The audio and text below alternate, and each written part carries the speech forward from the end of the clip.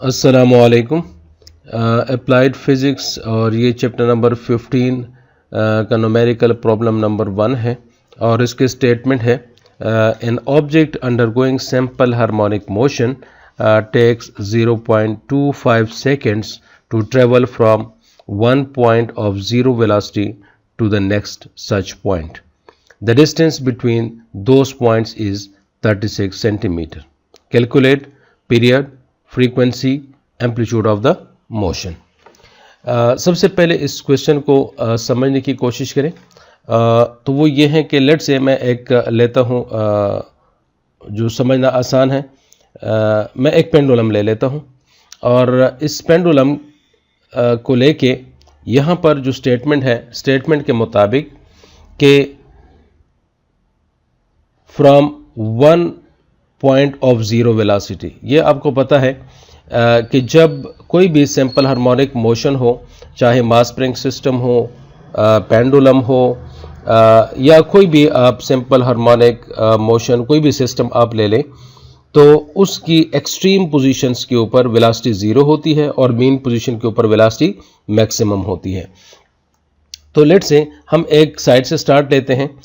Late से ये object यहाँ पर है, इस एक्सट्रीम पोजीशन के ऊपर है, मैं इसको XM कह देता हूँ और दूसरे एंड पे जो एक्सट्रीम पोजीशन होगी उसको -XM का नाम दे देता हूँ।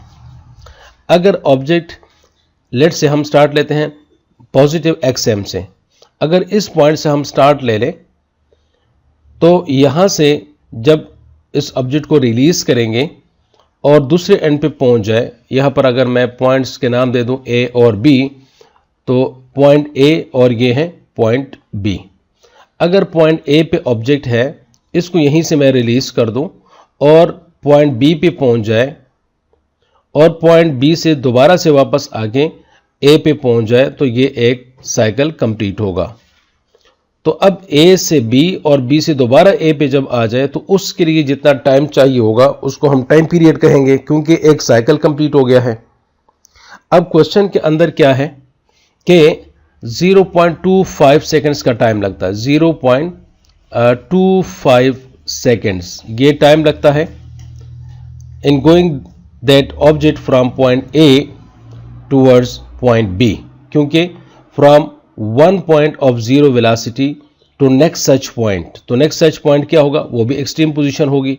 तो यानी A और B पोजीशन की बात हो रही है कि अगर हम A से उसको रिलीज करेंगे, A यहाँ पर वेलोसिटी ज़ीरो है और B के ऊपर भी वेलोसिटी ज़ीरो है, अगर हम इसको रिलीज कर दें A से और B तक पहुँच जाए, तो यहाँ से A से लेके B तक जाने में कितना टाइम लगेगा, 0.25 सेकेंड्स।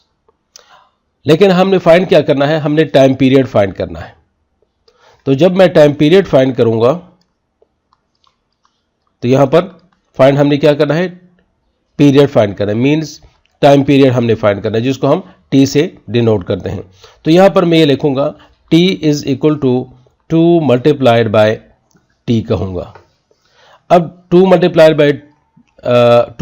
बाय T क्यों कहा हमने, क्योंकि A से B तक जाने के लिए जितना टाइम चाहिए वो हमें गिवन है, वो कितना है, T is equal to 0.25 second. ये हमें गिवन है कि एक जो one point of zero velocity, जो कि मैं इसको A का नाम दे रहा हूँ, टू नेक्स्ट सच पॉइंट जिसको मैं B का नाम दे रहा हूँ, तो इसके लिए जो टाइम चाहिए वो है 0.25 सेकेंड्स, वो हमें गिवन है। और जब A से B पहुंच जाए तो B से A तक वापस आने में भी उतना ही टाइम लगेगा। तो इस वजह से 2 मल्टीप्लाइड बाय T किया तो हम ये कहेंगे 2 मल्टीप्लाइड बाय 0.25, तो मल्टीप्लाई करेंगे तो ये हमारे पास आ जाएगा 0.5 सेकेंड्स। तो ये आ गया हमारे पास टाइम पीरियड। अब हम सेकेंड पॉइंट की तरफ आते हैं। सेकेंड पार्ट क्या है, फ्रीक्वेंसी फाइंड करनी है। आपको पता है कि B पार्ट फ्रीक्वेंसी फाइंड करनी है। तो as we know that frequency and time period are inversely related with each other, so frequency is equal to 1 over time period. तो 1 ओवर टाइम पीरियड क्या है, 0.5, और जब पॉइंट ख़त्म कर देंगे तो 1 ऊपर आ जाएगा, पॉइंट ख़त्म करके 10 आ जाएगा और नीचे 5 रह जाएगा। अब कटिंग कर लेंगे, 5 1 5, 5 2 10, तो कितना आ जाएगा 2। तो frequency is equal to 2 hertz, 2 cycles per second भी कह सकते हैं, और उसका जो प्रॉपर यूनिट है वो क्या है, हर्ट्स। तो 2 hertz is the frequency of this system. अब थर्ड पार्ट है amplitude of the motion, amplitude of motion. अब ये जो स्टेटमेंट है इसमें हमें ये गिवन था कि जो 0.25 सेकंड जो टाइम हमें गिवन था वो टाइम था कि जब ये ऑब्जेक्ट ए से बी तक जाए, ए से बी तक जाने में जितना टाइम लगता है वो 0.25 सेकेंड्स है। और ये ए से बी तक जाने में जितना डिस्टेंस कवर होता है वो हमें गिवन है कि the distance between those points is 36 centimeters. तो ए से बी तक जो टोटल टाइम है वो टोटल डिस्टेंस है वो क्या है, 36 सेंटीमीटर है। और हमें क्या चाहिए, एम्पलीट्यूड चाहिए। तो एम्पलीट्यूड कहाँ से कहाँ तक होता है, मीन पोजीशन से किसी भी एक्सट्रीम पोजीशन की तरफ जाएंगे तो वो एक्सट्रीम पोजीशन हमारे पास क्या होगा, वो एम्पलीट्यूड होगा। क्योंकि ए और बी के दरमियान टोटल डिस्टेंस कितना है, 36 सेंटीमीटर है।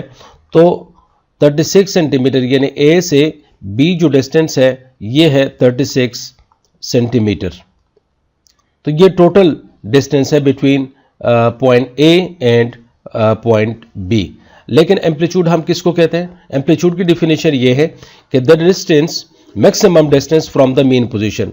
अब मीन पोजीशन ये है, मीन पोजीशन से आप ए की तरफ जाए या बी की तरफ जाए तो ये हमारे पास क्या होगा, एम्पलीट्यूड होगा। तो इसका मतलब ये है कि टोटल डिस्टेंस जो कि 36 सेंटीमीटर है, इसका अगर हम हाफ लेंगे that will be the amplitude of this system. So अब हम आते हैं एम्पलीट्यूड। तो एम्पलीट्यूड को अगर हम डिनोट कर दें, लेट से हम एक्स एम से डिनोट कर दें, तो amplitude will be equal to जो कि 36 सेंटीमीटर है डिवाइडेड बाय 2 कर देंगे तो ये आ जाएगा 18 सेंटीमीटर। और इसको ऐसा यूनिट में लिखेंगे तो x m will be equal to 0.18 meters. तो ये हमारे पास फाइनल आंसर आ गया है।